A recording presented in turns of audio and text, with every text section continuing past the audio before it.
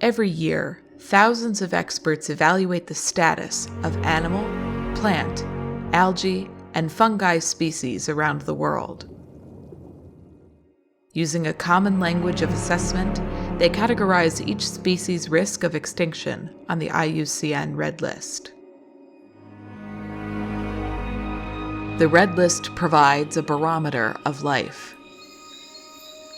And every year, the outlook gets worse. More than 31,000 species are currently threatened with extinction. Most because of human action.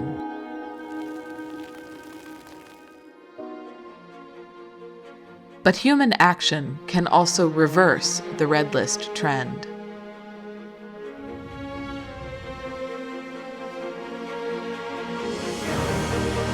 So conservationists, governments, and communities around the world are joining forces, activating tried and tested IUCN tools in a coordinated effort to assess, plan, and act for wildlife.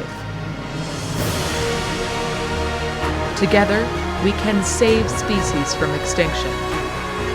Together, we can win the fight for our planet's future. Together, we can reverse the red.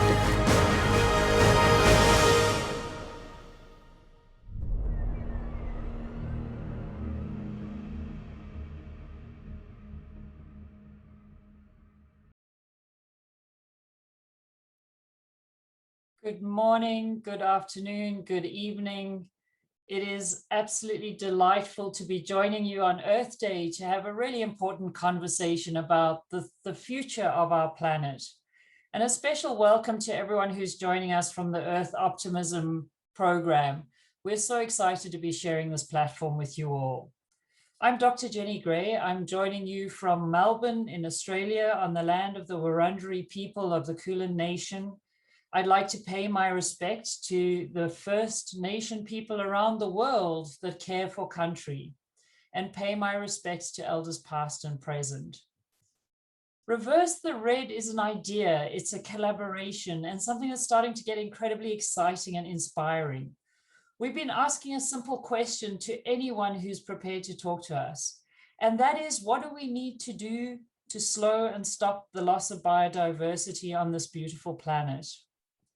I'm reminded about a quote from the Lorax by Dr. Zeus. He says, "Unless someone like you cares a whole awful lot, nothing's going to get better. It's not." We're joined today by a group of people who do care a whole awful lot.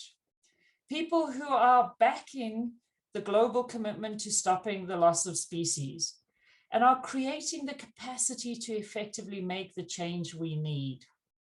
Leading this group is Dr. Katarina Mileham. Kira is the Global Strategic Partner Director of the Species Survival Commission. Kira, that's an enormous mouthful. Many of you know Kira and her absolute commitment to addressing species survival.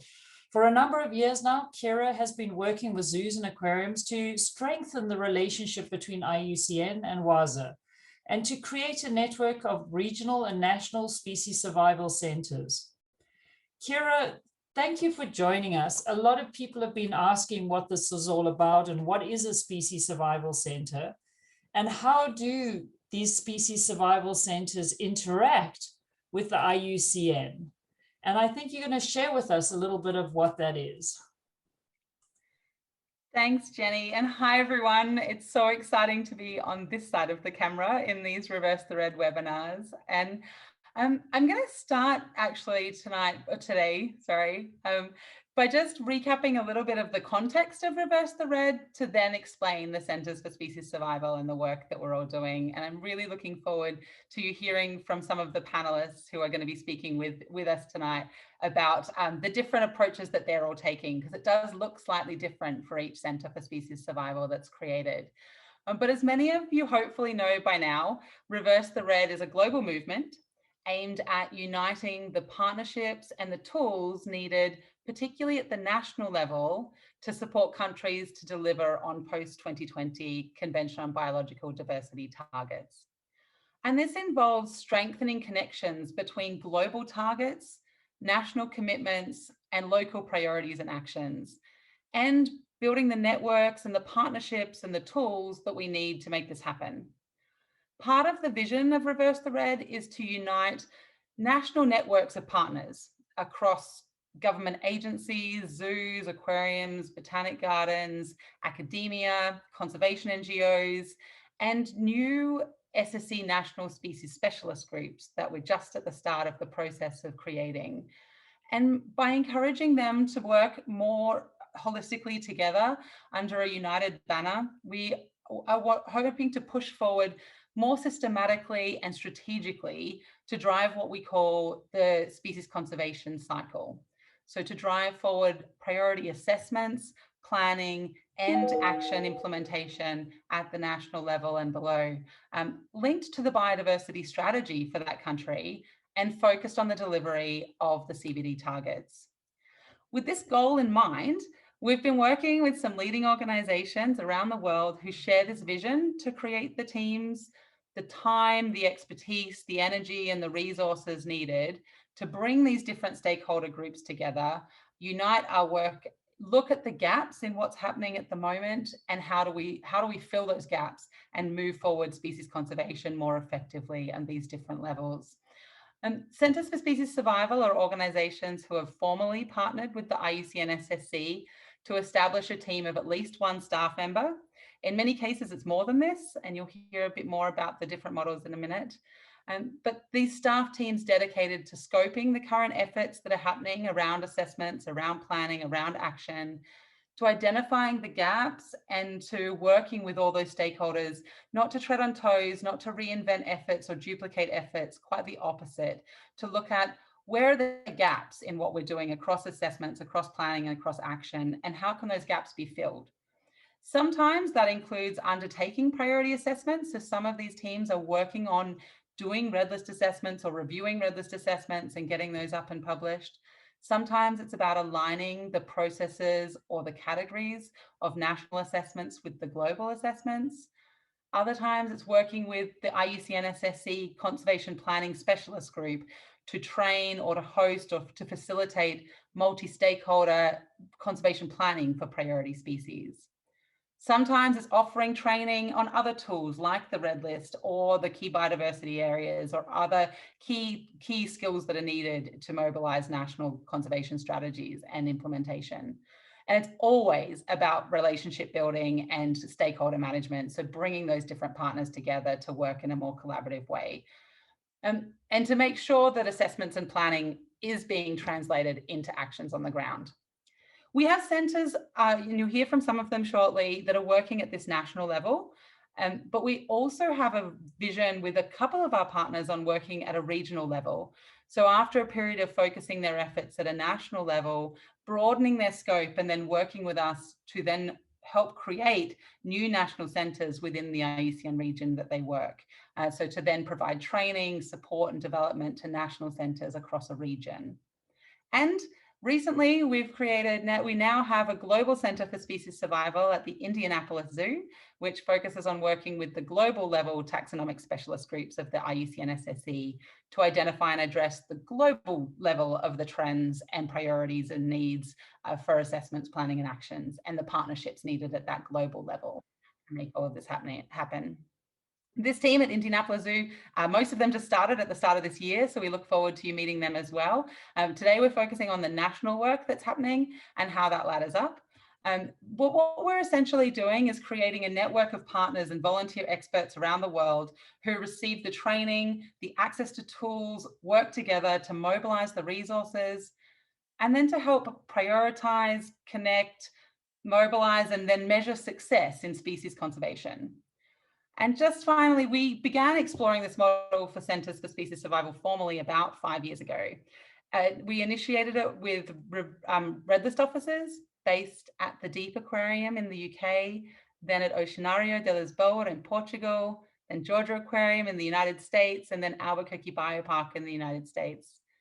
As the vision for Reverse the Red grew, we better recognize the need to support this conservation strategy at the national level.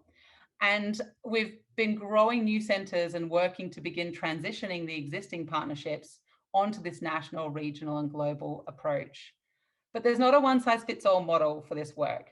As you'll hear from the panelists throughout today's webinar, you will notice that depending on their organisational focus, the region that they're based in, and how far they are into their work all looks a little different. It's structured differently. But as you just saw on the slide as well, we now have 26 staff based in 8 centres in 7 countries and 5 continents. And we hope that this work and this network just continues to grow exponentially. So with that, I'll hand back to Jenny so that we can start to hear from some of the other panelists. Thanks, Kira. And it really is exciting to see just that exponential growth in the number of staff and the capacity that we're building in these groups. And for those of you who are interested, I know within the chat, you're going to see a couple of links being given where you can find more information as we go through the chat today.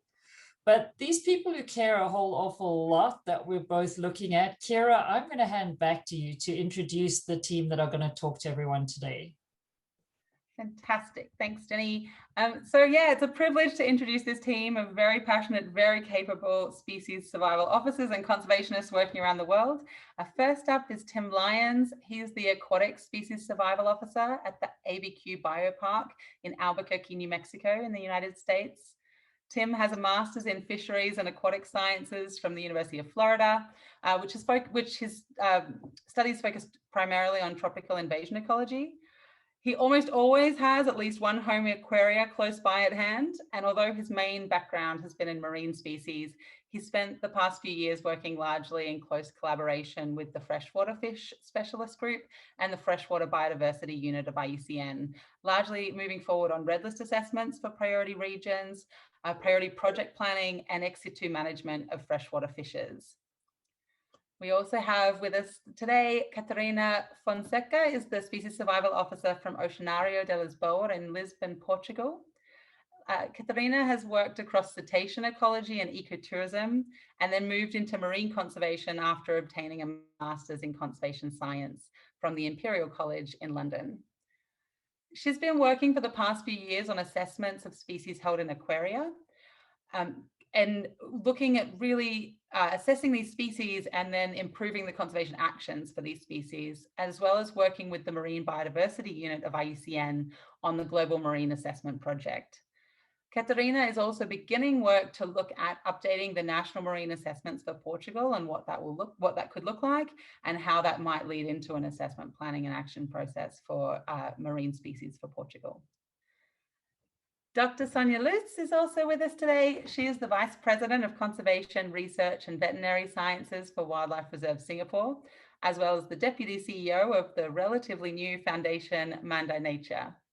Sonja is a rock star of the zoo-based conservation world and works tirelessly to connect in situ and ex situ conservation efforts and expertise. Her work focuses on wildlife health and conservation issues of the ASEAN region, in particular on the conservation of Southeast Asian species and habitats. Sonja has a background in zoo and wildlife medicine, animal welfare, strategic conservation planning, and capacity building, hence the rockstar comment. Sonja has worked to establish Wildlife Reserve Singapore as the host of the IUCN Asian Species Action Partnership, which aims to scale up conservation action for critically endangered species in the region. But as well as that, she's also worked to establish Wildlife Reserve Singapore as the host of the Conservation Planning Specialist Group Regional Resource Centre for Southeast Asia. And Sonja is exploring bringing this work under one umbrella of a Centre for Species Survival in the region. And Fabiana Rocha is the Conservation Coordinator for the Centre for Species Survival Brazil, hosted by Parque das Aves. Fabiana is a wildlife veterinarian as well and an ecologist. She's worked as a postgraduate advisor and researcher in fields of ecology, environmental monitoring, zoology, wildlife disease, and conservation medicine. She specializes in ecology, parasitology, and conservation of wild mammals in particular, with a focus on carnivores, wildlife diseases, and One Health. And Fabiana has been working as part of the IUCN Conservation Planning Specialist Group for some time and has been a program officer for the region since 2018. Her work with the Centre for Species Survival Brazil focuses on bringing global standards and tools and conservation planning expertise, as we just talked about, to improve the capacity and assessments and planning with governments and NGOs in Brazil. So it's a fantastic team. I have no doubt it's going to be a wonderful discussion. And over to you, Jenny. Thank you, and welcome everyone. We're going to ask our panelists about their journey in these centers, what they're doing, what they're so proud of. And while we're doing that, we have some questions that we're going to drop into the Menti for the audience, for all of you to be thinking about. If these centers exist, what do you think they should do, and what do you think they need? And I know that's a random question before you've actually had a chance to listen to what all these good people have been doing, but we'd love to get your thoughts on what global centers for species conservation could and should look like. And Tim, I'm going to kick off with you first and have you share with us a little bit of your journey at Albuquerque and what the center's been, how it was established and what you've been up to. Absolutely. Thank you, Jenny. And thank you, Kira, for the phenomenal introduction. I think you've done a better job at describing my work than I can. So yeah, the Albuquerque BioPark Center for Species Survival was established in mid-2018, and it was really born out of a want and a need to do two primary things. First, to show that zoos and aquariums are completely underutilized powerhouses for species conservation, and that we really do have the frameworks in place to save species from extinction. We are kind of a proof of concept to the general public that zoological institutions aren't just a haphazard assortment of natural oddities, right? We exist for a very specific purpose, and we work deliberately towards those goals every single day. And the second reason is to show the AZA community at large just how impactful a Center for Species Survival can be on a relatively small budget, and to encourage other facilities around the US to join the fight against species extinction. So far, the primary component of our roles has been in support of capacity building for the IUCN Red List of Threatened Species. So we act mostly in the assessment cycle. To date, we've assessed the extinction risk of freshwater fishes in Mexico, in Central America, the Caribbean, and in parts of South America. And we're really excited to be working with the IUCN Freshwater Biodiversity Unit towards a global freshwater fish assessment. So this will be the first of its kind and kind of a critical stock take of what our freshwater fish biodiversity looks like here on Earth.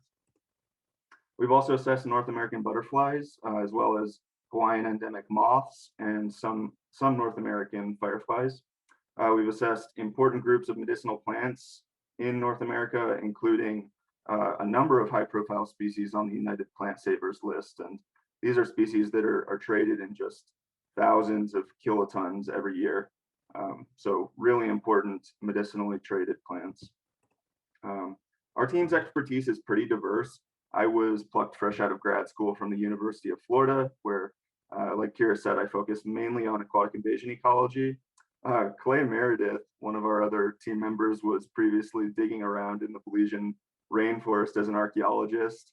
And Anna Walker was serving as a field ecologist for the National Ecological Observatory Network here in the US. So a great group of people to work with. And I would be remiss if I didn't acknowledge our funding source, which is the New Mexico BioPark Society. And the New Mexico BioPark Society is the nonprofit support organization for the ABQ BioPark. And really, without their support, none of this work would be possible. So anyways, we're thrilled to be at the forefront of Reverse the Red, and even more pleased to be in the great company of these other panelists who have dedicated so much of their career to species conservation. So thank you, Jenny, for highlighting all the important work that we do.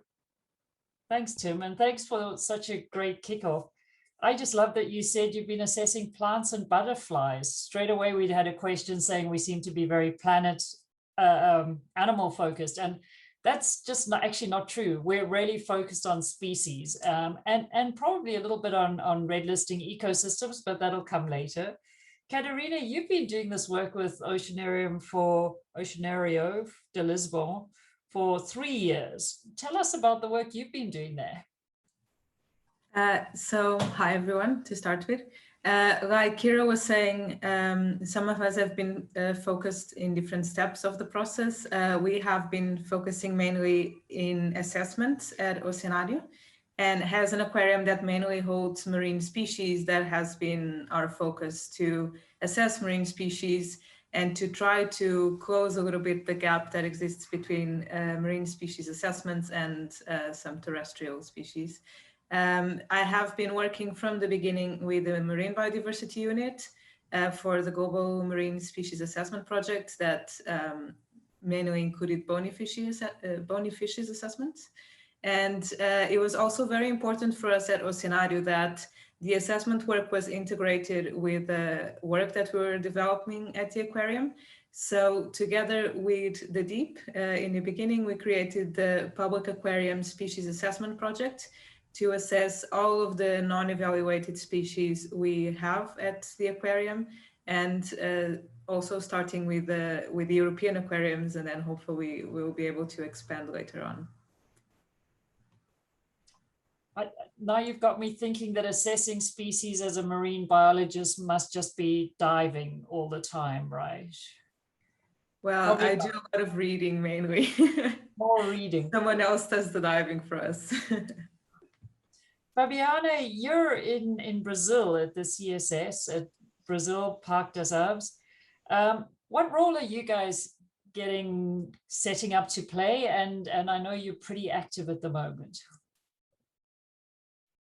Hi, everyone. Thank you, Jenny, for the question. And thank you, Kira, for the great introduction. And it's a great pleasure to be here. So the Center for Species Survival Brazil is a three-way partnership among the Species Survival Commission, the Conservation Planning Specialist Group, and Parque das Aves. Well, we know that conservation works. We have many good examples, but we need to do much more to reverse this huge biodiversity crisis. So CSS Brazil is working to support and scale conservation efforts in Brazil. We count on the SSC network to provide the support for training and assistance to the red list assessments. CPSG help us to convene and facilitate conservation planning workshops for many species every year. And Parque das Aves and other partner organizations are committed to supporting actions following the plans we produce together. Our center was built upon the existing structure of CPSG Brazil, which has been working in the region for over 15 years, as well as the strong presence of SSC specialist group. One aspect that makes me enthusiastic of conservation planning process is that this is a great aggregator of people and institutions. So these positive relationships that we built all over those years allow us to have the grassroots, so the CSS Brazil initiative, dialogues with other national efforts, including public policies coordinated by the Brazilian environmental agencies, such as the National Red List Assessments and the National Action Plans. Thank you, Jenny. Thank you, Fabiana. And Sonja, over to you. You work for Singapore or Mandai Nature now, and you're world renowned for the work you're doing with species. I'm always in awe of, you've got the little guy sitting behind you, the work you do with pangolins and so many other species. You're now looking at bringing all of that work into thinking about these centers and the relationship with the center. Share with us some of your thinking why, we can see many different models happening here, and a big institution like Singapore Zoo coming into this model. What would you be hoping to set up here? Yeah, thank you, Jenny, and thank you, Kira, also for the nice introduction. I think Tim and the rest of the panelists had a great start in sharing, and I will just add to this that we are actually in the process of setting up a center. So we are probably the youngest among the crowd here. But over the last 10 years, we've been building and strengthening our conservation strategy. And part of that was really working with the IUCN SSC. And when the new IUCN SSC strategy came around, like the whole Assess Plan Act model was launched, we really realized how well aligned we were already to this program. So we are hosting several specialist groups and support red list assessments. We host the CPSG Southeast Asia Resource Center, as Kira mentioned already, and support species conservation planning. And we also host the Asian Species Action Partnership, which is an IUCN convened partnership that aims to increase conservation action for critically endangered Southeast Asian species. So with a focus on Southeast Asia, all these activities perfectly represent the Assess Plan Act cycle already. So it now really makes perfectly sense for us to better connect and structure all these activities under the umbrella of a Center for Species Survival. Thank you, Sonja. And I'm excited to see what you do as you bring those activities together. Kira, it's one thing to be enthusiastic, but someone's got to pay for all these people that we're bringing on. We really want to create an army of people that are working towards species survival. What is the funding model, and how do people go about getting the funds to start up one of these centers? Yeah, like with a lot to do with all of this work, there's a few different approaches that we're already seeing come out, and these are also not limiting. I'm sure there will be even more funding approaches as we work with different partners. But some, as you've heard, Tim was saying, some of them are funded through the finances of the organizations that employ the staff and the teams and that host them. In these cases, the zoos or aquariums themselves or the charitable societies who work alongside them are resourcing the team. For example, Catarina's role is funded by Oceanario de Lisboa and Oceano Azul Foundation. Tim mentioned that the Albuquerque team is funded by the Mexico BioPark Society, who have an incredible fundraising team who run a whole lot of large community events, for example, to raise funds through the biopark to then fund this team of 3 staff that works within their team. But others, like the Global Center for Species Survival, the SSC Chair's Office. So I worked closely with the zoo on a proposal and a model to take to a third-party funder. In this case, it's a private philanthropic foundation called the Lilly Endowment, who have come to the table as an additional partner and funded the first 5 years, at least for now, the first 5 years of this whole team of 8 staff based up in Indianapolis. We also have now a model in Australasia where the Zoo and Aquarium Association of Australia and New Zealand are bringing on a team who are based at a couple of different zoos around the country, so a decentralized model, and they're being funded by conservation priority grants because their work is focusing on the assessment and planning efforts, particularly of bushfire and drought affected species. And they're working in partnership with the Australian government as well as this network. So through that approach, are mobilizing priority conservation funding to create this team through a slightly different funding model. Our ambitious and optimistic vision is also that as we grow this model, as we demonstrate the impact to species on the ground, as Reverse the Red grows in momentum, and we can show the improved efficiency of these conservation processes through this model, we hope that we're able to find more partners to support us centrally as well in providing seed funding as we create new centers. So, my dream is that we find a funder that will come in at the level that conservation needs to be funded to move these strategic approaches forward at hundreds of millions of dollars so that we can then run globally a seed funding program for national centers. That's a pipe dream for now, but there are lots of different funding models and some that we have tried and true quite a few times now and are working really effectively. Well, one of the ways we could get that funding is if some rich donor heard about us. And one of the ways you can all help us tonight is, you won't know this yet because it's hot news, but Reverse the Red has been nominated for a Webby. It's like Emmys, but for the internet and for your website. And John Paul's going to throw the link. What we need is you all to vote for us, because it is absolutely just a popularity contest. And the way we figure, we have a huge network around the world. So if you can jump in on that and vote either today or later once we finished up with the webinar or sometime later in the week, maybe that millionaire will be watching the Webby's finals and just hear about us and get super excited and want to vote for us. We also are through to the next round of the Earthshot prizes, which is very exciting because there is funding available there. So all kinds of real momentum happening. But even with that momentum, Tim, the hard work is getting a good team together and training them up with the competencies they need. So tell us a bit about your team and the training that you're doing that you've already been through. And I believe you're going to be ready to help other centers as they come live and come on stream. Yeah, thanks, Jenny. This is something that we're really excited about. So we're really interested in developing the ABQ BioPark as kind of this primary training resource for the SSC network. And so to that end, our office has gone through the trainings, and we're certified to deliver trainings in how to apply the IUCN Red List categories and criteria. And like you've said, we're also the primary training resource for oncoming centers. So obviously the task at hand can seem pretty daunting right at the outset. And so we're here to support oncoming centers with formal training, but also with mentorship and any other assistance that we can offer. So far, we've built capacity all over the world to support national and global Red List projects. And that includes training for national Red List coordinators, as well as taxonomically focused specialist groups.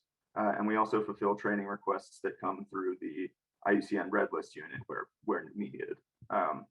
One cool thing that I also want to mention is that we've also partnered with Southwestern Indian Polytechnic Institute to deliver semester-long courses in applying Red List categories and criteria for advanced undergraduates. And we're really hoping that we can expand this program to other universities in the future. I'm Tim, just a excited. couple of oh, sorry, Jenny. Sorry, I was going to say, I'm excited. I'm seeing people in the chat, and I see Phil is there.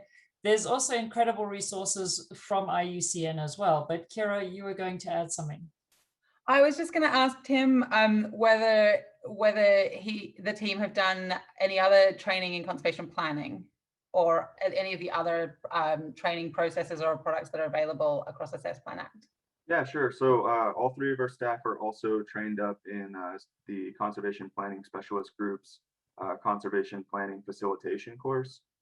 So it's kind of an in-depth course, and it goes into how to kind of manage conservation planning and how to facilitate it most appropriately. So we also have that training under our belt. Thanks. And Kira, we've had a question on what a center costs to run a year. So just trying to get a sense of how big would the ask be? What's the quantum we're looking for? Yeah, well, so I mean, the minimum ask that we have at the moment is to establish a center to have one full-time staff member. And putting a price on a full-time staff member is very hard when we're talking to a global audience because salaries vary so dramatically around the world. So honestly, if you're looking at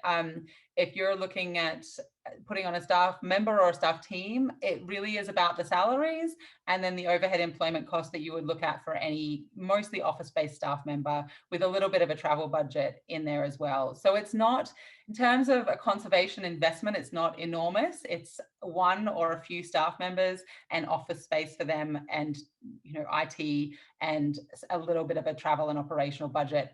There's a lot more that we can do around that. Things like hosting workshops for priority planning or assessment workshops, or then linking your conservation giving as an organization to priorities that are identified through that conservation planning. So the scale varies depending on the ambition and where you're up to, but there's also opportunities. I know a lot of our centers that you're hearing from today start with the staff team, and then we work together to build resources to do things like host workshops and prioritize conservation actions. So there's lots of flexibility in that model, but just getting started is the cost of one staff member wherever you're based. There are lots of great questions coming through, and I'm seeing them in the chat, and we'll take a few just after this next session. I also would, so what we really like to talk about is the results so far, what you've been able to achieve. And I know that's hard because for many of us, we're still at a kind of startup stage. But the main focus, as Kira said, is to support priority assessments, ensure those assessments are moving effectively. I'm wondering if the Mentimeter is going to show us the answer. Oh, here we go. So we're looking at not just what we think these centers should be doing. So we're getting through some of the comments that people have been putting in, recovering endangered species, enhancing what's national and regional capabilities. There's probably a whole lot more there.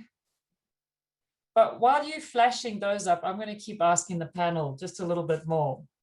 So to tell us about the impact, so not so much what work you're doing, but the impact you're seeing. And Fabiana, if we can start with you, what's the impact of the center and what are you seeing happening?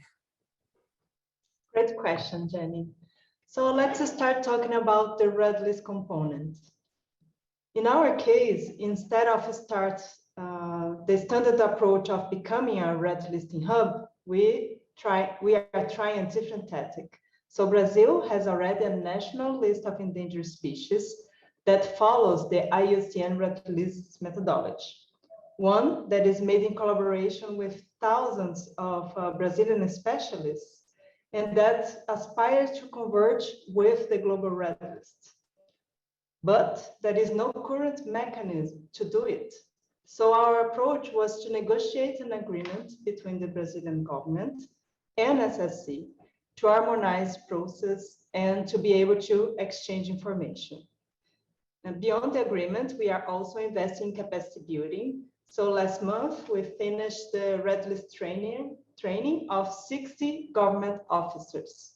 And an example of the impact of this strategy, this may promote the recognition of almost 5,000 Brazilian endemic species that were assessed nationally, but are not yet listed globally.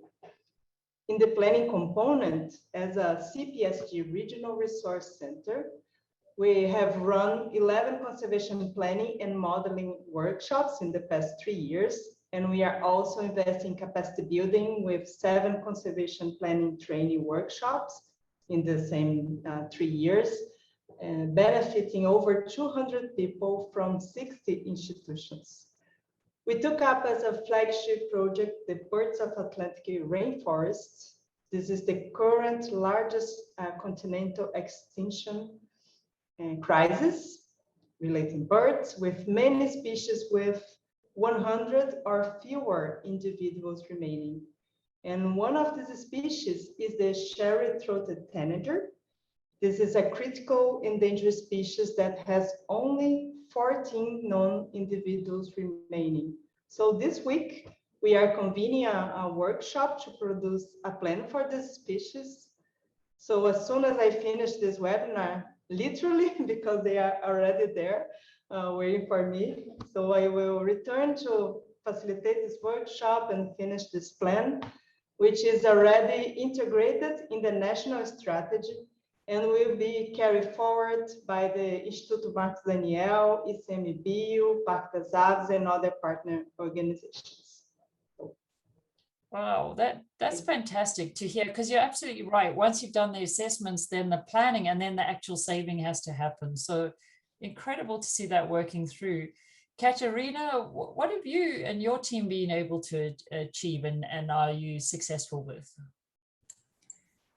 Well, other than the several bony fishes assessments that we've contributed to the MBU assessment project, because they are already doing a great job in that, and I'm happy to contribute. But for me, the most important has been the public aquarium species assessments that we've been able to do, because for some reason or another, we had several species that had been left out of some assessment or of larger assessment projects, or that just hadn't been looked at yet.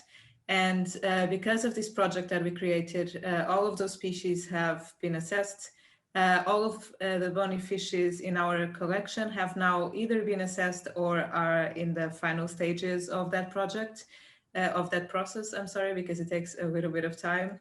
And I'd also like to take this opportunity to thank all of the assessors and contributors to those, to that work, because it wouldn't be possible without them.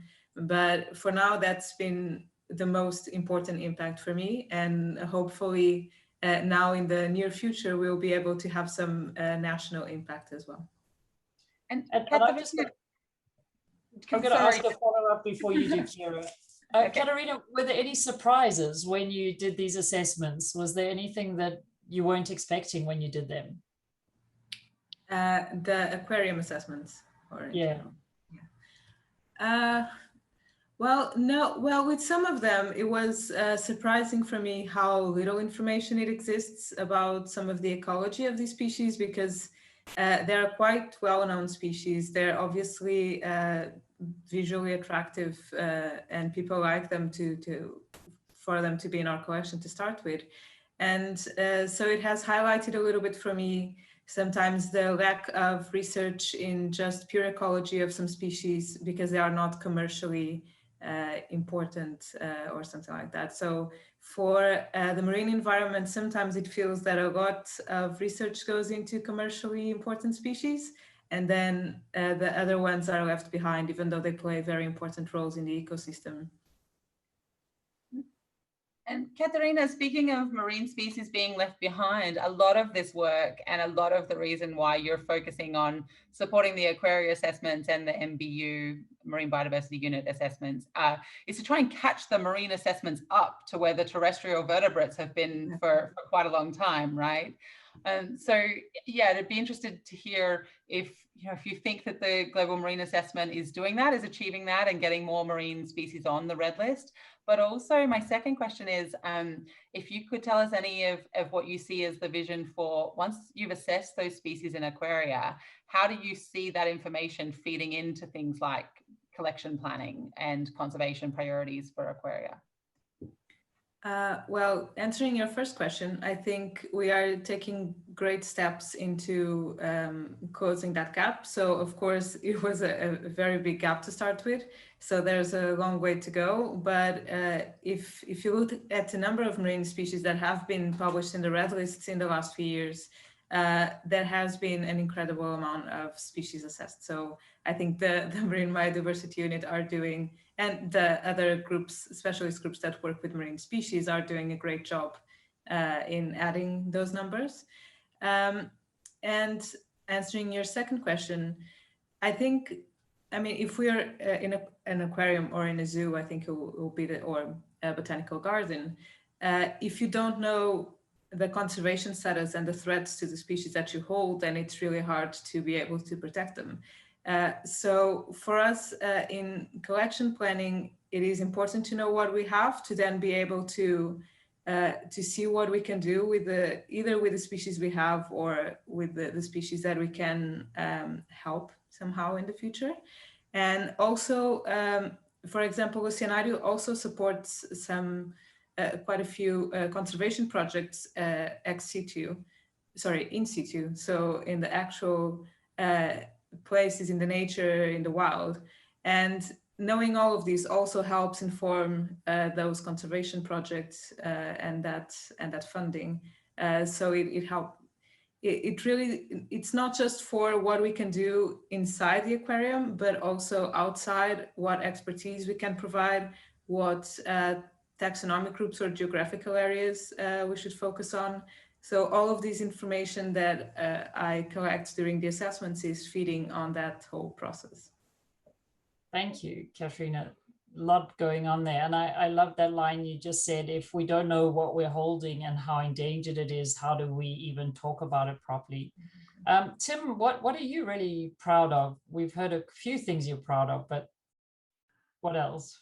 Proud of very many things, but as far as some of the work that we're doing, I'll just start off by saying that our facility is pretty uncommon in the US in that it's a zoo, an aquarium, a botanical garden, and a series of community fishing ponds, all kind of under the same roof. So the focus of our facility is quite broad, and it's really exciting in the sense that it'll allow us to expand our focal areas in the future. So with just 3 full-time staff and 3 years under our belt, we've contributed thousands of assessments to the IUCN Red List. We have access to the expertise of world-renowned scientists through the SSC. But most importantly, we have a central voice on the global stage for species conservation. And I think that's the big takeaway here. Our office and the ABQ BioPark in general is really proud in that we're acting on behalf of overlooked groups of organisms that make up the majority of biodiversity on Earth. So by focusing on freshwater fishes and medicinal plants and invertebrate species, we're extending the reach of our budget to affect conservation change for as many species as we possibly can. You know, we're showing New Mexicans and the rest of the world that there's kind of this natural splendor even in the smallest of organisms. And if we've done our job right, some of the people that we reach may understand that roadside weeds are important host plants for pollinators. Some might realize that the rivers that we rely on for irrigation have this massive wealth of information just below their surface. And finally, somebody might, you know, trap a spider under a glass and release it outside instead of smashing it with a newspaper. And it's that kind of thinking and understanding that I think will ultimately result in this human behavior change and kind of a pivotal shift in how we see our own place in the natural world. And so to that end, we forged some pretty productive alliances with NatureServe, the Xerces Society for Invertebrate Conservation, like Kira said, the IUCN Freshwater Biodiversity Unit, and we're really excited to continue and expand upon what we've already accomplished in these 3 years. Oh, that's fantastic. Thank you, Tim. And I'm going to move on to you, Sonja. Where are you going to start? What do you see as the key areas to move into? Well, I would say our biggest goal is to ensure that we positively impact threatened Southeast Asian species. So we have a very clear focus. And I think we need to focus because there's so much that we have to tackle, and that is hard to do if you don't put an area to focus. And we do that through proper assessment. So supporting the red list, I think, is a really important thing. And I just heard Tim talk about the freshwater fish, and we are right along with you there, Tim. We think that is a very neglected group that we have actually hosted an assessment, a red list assessment for, and also trialed the Assess to Plan tool that the CPSG has brought forward, which is really exciting to use. And we really believe in holistic and integrated conservation planning and following the one plan approach to really link this ex situ and in situ environment better. And this is, of course, we're in a very good position to do that as we are a very big zoological organization. But ultimately, we want to catalyze conservation action and build capacity, which is absolutely a huge need in this region that we are working in, and bringing more funding into the region and helping to build these small NGOs up into very capable and long-term sustainable operations. So we are very much guided by the Asian Species Action Partnership in how we select our focus, because we want to pay attention to these neglected species. And I think there's a huge impact for us, because not many people focus on fish or on turtles or on amphibians and the not so highly charismatic ones. And through our newly launched conservation organization, Monday Nature, we also hope to tackle some of the bigger issues, such as nature-based solutions for climate. I think we could have a huge impact if we were to build pipelines between species conservation and funding that is now available for nature-based solutions. So really trying to come from the bottom up and top down is something that we're definitely going to be looking at moving forward. But overall, I think the greatest impact when we collaborate, we will have when we collaborate, and by setting up that IUCN Center for Species Survival and working closer with the whole IUCN community, I think we can expand our partnerships and impact even further. So I'm really, really excited about working with more than just these few specialist groups that we touched upon so far, and doing more work, especially for those neglected species in our region. Thank you. I'm realizing that I'm doing a horrible job of chairing you all through the time, but I'm getting so soaked up in these stories and what you're talking about. And there's a team answering questions online as well. And so I'm going to ask you each quickly your top tips for people starting a facility. And while you're answering that question, we're going to put another question into the link on the Mentimeter where people are starting up, which is really that these centers are not just for zoos and aquariums, and we're certainly talking with zoos and aquariums because that's where we started, but any kind of institution could put their hand up and say, actually, I'm excited. I'd love to be involved in one of these centers. either partnering with an existing center or creating a bit of a collaboration like Kira pointed out in Australia. We'll be working together to do that. So again, in the Menti, if you could say, are you interested? Just so we get a sense of everyone in the audience. Have we got converts? Have we got people going, definitely interested in getting one of these centers started? And please don't just say yes or no.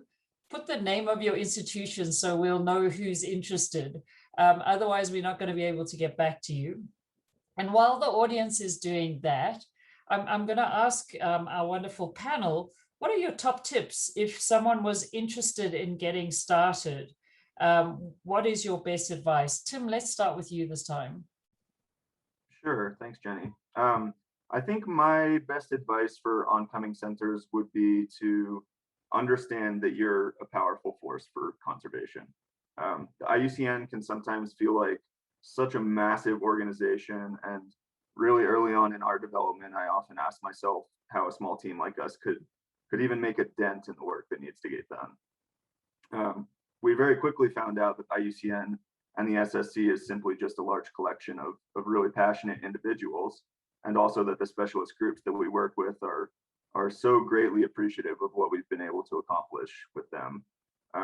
So the SSC and the dedicated scientists that volunteer their time to the network are quite the invaluable resource. And if you treat them with the respect that they deserve and that they've earned, they'll do anything in their power to help you, whether that be peer reviewing assessments or contributing to conservation planning, whatever the case may be. I would just say, understand that you do have a role to play, and also understand that, you know, the 16,000 odd volunteers in the SSC are a very important resource to utilize. They're not all odd, of course, but Katarina, what's your top tip for people looking to start out? I'm realizing now that it might be a bit similar to Tim's, but as one of the, if I'm not mistaken, one of the smallest teams, because we only have me as a full-time staff member, I know it might seem a bit daunting when we start hearing about Reverse the Red and IUCN, because it's a big mission, and it seems like, you know, I can only afford to have a small team, or even someone that is doing part-time. And actually, it is possible. Every little bit makes a difference. And even though it sounds a bit scary sometimes, there is a fantastic support network. Everyone is very driven, very passionate about what they are doing. And so we are all here to help each other. And so it is possible to do even with a small team. So I suppose that would be my best tip. And I think incredibly inspiring to see what a small team can create. Fabiana, have you got some top tips? Okay, I will echo Tim's and Katarina voices, of course, because we have this really huge network that we can count on. And my tips is, well, first, I think the institution has to reflect a lot why it makes sense to your institution, how it will change what you do, and about the great commitment that it represents. And my advice would be to start by mapping the landscape. What is the existing structures, organizations, process? Then you start by hearing all the stakeholders. So what is the need out there? And of course, you need a great team. But instead of bringing the closed package, I think the Centers for Species Survival role is to ignite protagonism to save species. So we are here to build capacity, provide support, and fill the gap. So if you start hearing, then you can build a strategy that builds upon and that complements what is already the existing structure. That's it. Wonderful. And Sonja, in navigating the journey to even getting started, what are your tips on that? Convince your CEO and board to buy into it. No, I think we really have to recognize, first of all, if we have the interest and the resources to pull this off. It is a commitment, I think, to do this. And so it may not be for everyone to go full blast resource center, but there's, like we heard, a lot that can be done in the sidelines. In Singapore, I guess we have the challenge. We are a Singapore resource center in future, but we want to help the Southeast Asia region. So I think if anybody listens here from Southeast Asia range countries, I would be excited to see people trying to start something up within the range countries. But yeah, for us, it was a bit of a no-brainer. We have incredible support through our management team to get this started and to put the resources behind it. And the people are incredible to help it. So yeah, I think go if you feel like doing it, do it. It is an amazing team to work in. And every day we meet new people that can help us get closer to this ultimate goal of saving all these species from extinction. And we can only do it together. So this is the right community to do it with. Thank you. I think you're absolutely right. And Kira, so now we've inspired people, they've heard of this incredible work. What do they do next? They contact us, really. Give me a shout. Let the people know in the chat know, and the SSC Chairs Office team will get in touch with you. We'd really love to just sit and chat with anyone that wants to get involved. And if you want to create a centre and put on a team of staff, then wonderful, let's talk. If you don't have the resource to do that yet, but you want to connect with an existing centre or figure out what you can do down the track, also reach out. But what we'll do is then have a conversation about what would it look like for you? We've said a couple of times that it's not a one size fits all. So as Fabiana said, what are the needs in your country? Who's already moving forward these kinds of efforts? What's the level of government engagement? What are the resourcing options, and how can we work together on opportunities to resource this? We have proposals, draft agreements, training packages and programs that are all ready. They're all ready to go, but they're ready to be tailored to your organization and the context of working in your country. Like everything else with Reverse the Red, though, if this sounds less defined than you would like it to at this stage, it's because we're not trying to sell you a car. We're asking you to come and work with us to connect global targets with national strategies and local partners and communities and actions. It's complicated, and we have the models and the tools to help, and we can work with you and connect with networks, but we're never going to have a model that works exactly the same way in every country around the world. So it's about working with you, as you've heard from the panelists today, to figure out, well, what approach is needed in your country and with your organization? How do we resource that? And how do we grow it in a way that's sustainable, but can grow all of this work collectively? And again, with that ultimate aim of supporting countries with actually meeting our CBD targets this coming decade. And if you're a multi-billionaire and you have some spare cash, this is the best investment you will make in terms of saving species. For Reverse the Red, we are working our way towards the World Conservation Congress, which we're not sure whether it'll be virtual or face-to-face based on the state of the world. It's a pretty exciting time, and we are looking at how we build these centers and roll out the teams across pilot nations. We're using the species conservation cycle of Assess, Plan, Act. We have a live website, which is now a finalist for the Webbies. That's the second time I'm telling you and just reminding you, you have a voice, you can vote for saving species. Not often we get to vote for that. And we're building this global partnership, bringing together anyone with an interest in making a contribution. And our next webinar, we're going to look at some case studies where this model, Assess, Plan, Act, has been undertaken and delivered an outcome of really bringing species back from the brink of extinction. And when we finally get to Marseille or wherever we will land up, we will be having a celebratory drink together and really looking towards a future where we all work together to make this change. It has really been fantastic talking with this panel, and I know in the chat box people have been writing back and answering questions. But I'd like to finish off by asking each of the panelists one of my favorite questions, which is, if you were all powerful, if you were the most powerful, there were no limits on what you could do, what would you like to see change to help species surviving? What might you change? Fabiana, let's start with you first. What would you change if you were all powerful? Well, now in Brazil, I would like, if I were all powerful, I would like to keep the Brazilian environmental institutions and policies that are currently as threatened as the species they protect.